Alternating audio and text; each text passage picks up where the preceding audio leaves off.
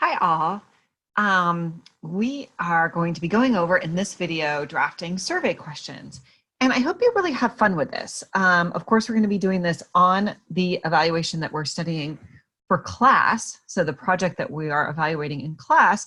But as you do this, you might be thinking about survey questions you might use if you would do something mixed methods for your dissertation. But at any rate, since we're studying all this stuff about creating items and creating surveys and quantitative measures that are valid and reliable, it should be an interesting exercise.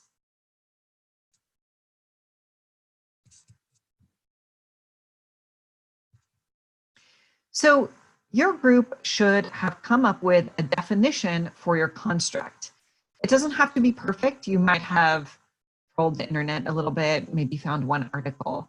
Based on that definition, I'd like you to draft a set of questions that you think might measure that construct, or at least aspects of that construct. And you should draft more than you need, because in the next face-to-face class, we will go over those questions and think about what makes a good survey question and cull out ones that aren't as good. So in contrast to interviews, surveys are efficient tools. So we know they have shortcomings, right? But they also have strengths. They're efficient tools for collecting information from a large group, right? You wouldn't be able to interview, say, 100 people. They're also used when it's not possible to observe behavior. So when you're asking people about behaviors and things they do and things they think without someone else there. They can be used to compare groups. And of course, they can be used to determine relationships between variables if you want to do something quantitative. And again, as we go through this class, one of the arguments that I am trying to build with all of you is that quantitative evidence and quantitative arguments can be used in service of social justice. And sometimes people in power will only believe a quantitative argument and quantitative evidence. So for those of you who are thinking about the stages of evaluation research, if you're doing evaluation with research with surveys, we need to add kind of a mini set of steps that has to do with surveys. So first, we want to specify the research questions and/or the logic model, which we've done already. And then specify the target population, which in our evaluation is already made clear. Then we develop the instrument. That's what we're doing in this slide, this video, the next couple of weeks. We would want to establish how are we going to analyze the data and establish the reliability and validity of the instrument. Now, this is something we probably won't do in this class, except for maybe a little bit of face validity. Then we select our sample. So who is it we're going to survey? And you conduct the survey and then you analyze the results. So that's part of, if you're doing survey research as part of an evaluation study, this is kind of a set of steps that are needed to do that survey research. Now, for sources of questions, and this is really important for those of you who are thinking of doing mixed methods or survey research in your dissertation. And I'm very happy to talk to you about this anytime, because this is something I grapple with all the time. One source of questions is that you yourself create them, all right? So one of the strengths is that they can be more valid to the purpose of your research, right? They can be very specific to the purpose of your research.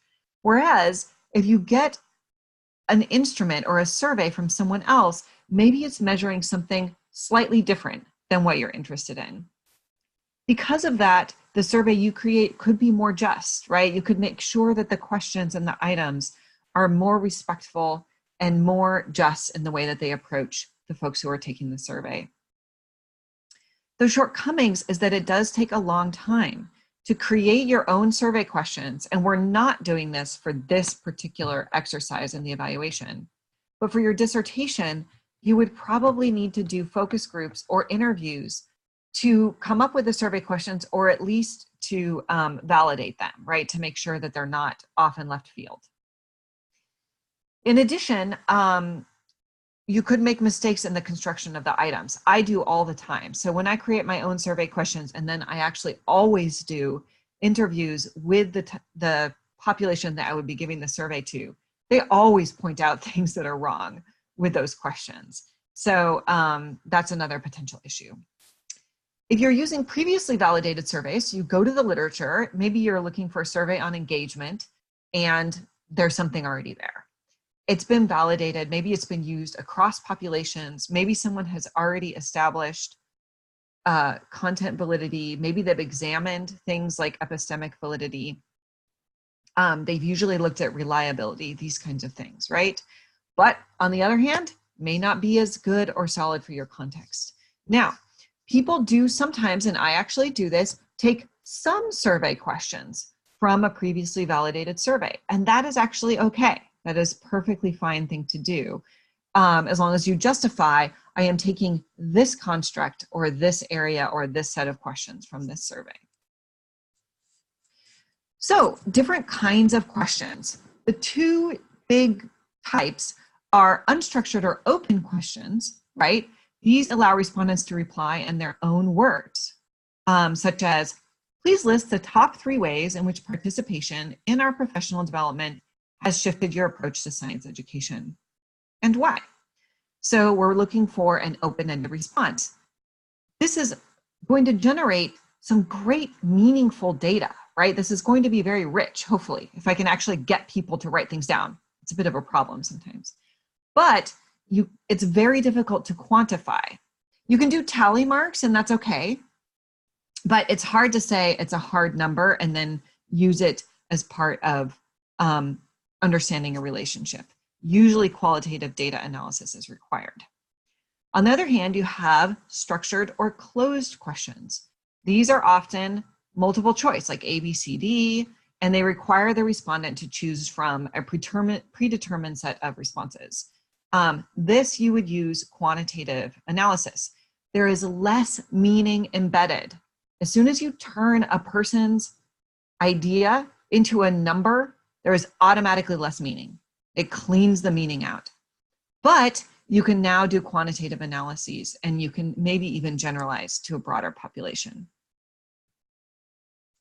So as you create a set of questions for the evaluation we're doing in class, I would like you to consider a couple of open-ended questions and then maybe 5 or 8 closed questions as you do your brainstorming.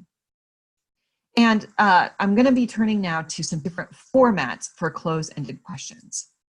They can be quite creative, and I really encourage you to get creative in terms of both the evaluation and if you end up doing survey research for your dissertation. So an example of a typical closed question is a Likert scale. This Likert scale is from strongly disagree to strongly agree, right? And you can see we're asking teachers here how the professional development has influenced their teaching. So I have shifted my practice due to interaction with our PD. Then they can select strongly disagree to strongly agree. I appreciate the presence of the PD in my school. The PD has made very little difference in teaching of science, etc. Now, you might already be suspecting that all 4 of these items are getting at the same construct, all right? So we would actually not only take the number in the Likert scale, but we would average them together for each person. So the overall score for this person for this construct would actually be all 4 of these items averaged together. Here's another way of doing kind of a Likert scale. This is an instrument I use a lot to understand the way that teachers' pedagogical values align with the values of particular reforms. All right, so I have a statement at the top. In this case, the role of teachers should shift from being the primary source of knowledge to being a facilitator of learning, etc. I ask teachers to read it and say, select which set of circles represents the overlap between your present educational philosophies or values and the above statement. And so, of course, the one furthest to the right is absolutely, I completely believe this to be true. This is my value. And the one furthest to the left is like, no way, right? And so you really get, because this is not just ABCD and it's this visual, for some people this works better to kind of get a true sense of like my alignment. Other common scales have to do with how often. frequency. It could be once a month, 2 or 3 times a month, a few times a week. And you can see here that in a scale we use that we created to understand science instructional practices, we ask a scale from never to daily or almost daily, and then several items. And again, I'm showing you a few items that make up one construct, particularly generating questions or predictions to explore, identifying questions from observations, and choosing variables to investigate.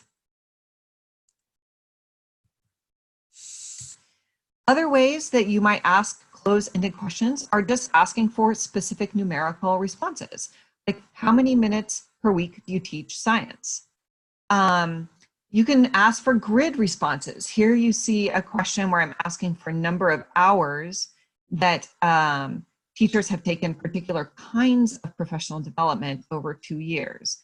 So then they can think about, well, how much math compared to how much language arts compared to how much science, which we're actually really wanting them to compare, right? So having a grid is helpful if you want people to think through, oh, well, was it a lot more language arts? In many cases, the answer is yes. One kind of area you can run into trouble is that if you give numerical ranges, you should really understand, well, what's the anticipated range? So for example, one time we asked a question, how many years have you been a teacher? And then we came up with these numbers, 1 to 3, 4 to 6, 7 to 10, and 11 plus, thinking that the teachers would be distributed across. But what we got was 70% of the teachers in our program had taught 11 plus years. So we needed to actually expand the range and so that to actually get a true feel for how long our teachers had been teaching. So this is another reason why doing an interview or at least bringing your instrument to the people that you're going to be giving it to really helps you understand, is this actually going to work? We've talked about this before, just to kind of reiterate that if you're going to have Likert scales, which is strongly agree to strongly disagree, very true to not at all true, never to always, these kinds of scales, you need multiple questions or multiple items in the same construct, usually at least 3. So this is an example of this. This is a couple of scales, a couple of constructs from someone else's survey, Garrett et al. From 1999, where they're asking about content, knowledge that's been increased through participation in PD and how much active learning occurred. And you can see there's 2 different scales. One is strongly agree to strongly disagree, and one of them is all of the time to not at all. Okay, so that's it for this little mini mini lecture. Enjoy, go off, make survey questions. I encourage you to search on Google Scholar for your construct and see if you can come up with some previous surveys. You may choose to use them, or you can just use them for ideas. I do that a lot. I'll look up previously created surveys and be like, well, I don't exactly like it, but I see what they're doing. And I'm going to get some ideas off of that. And then I usually do cite them.